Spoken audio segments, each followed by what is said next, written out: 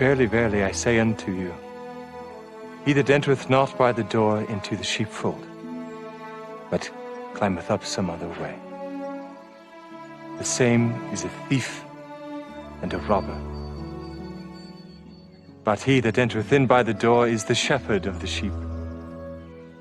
To him the porter openeth, and the sheep hear his voice. And he calleth his own sheep by name, and leadeth them out. And when he putteth forth his own sheep, he goeth before them, and the sheep follow him, for they know his voice. And the stranger will they not follow, but will flee from him, for they know not the voice of strangers. Verily, verily, I say unto you, I am the door of the sheep. All that ever came before me are thieves and robbers, but the sheep did not hear them. I am the door.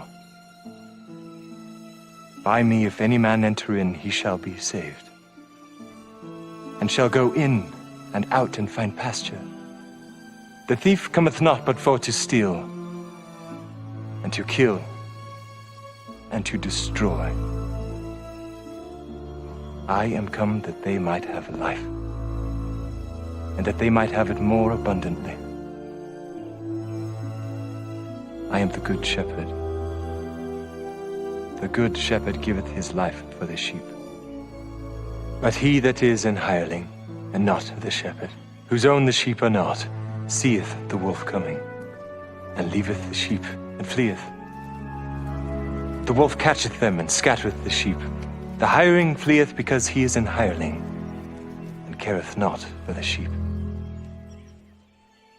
I am the good shepherd, and know my sheep, and am known of mine.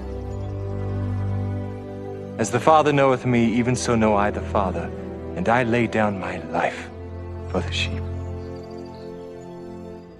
And other sheep I have which are not of this fold. Them also I must bring, and they shall hear my voice. And there shall be one fold, and one shepherd. Therefore doth my Father love me, because I lay down my life, that I may take it again. No man taketh my life, but I lay it down of myself. I have power to lay it down, and I have power to take it again.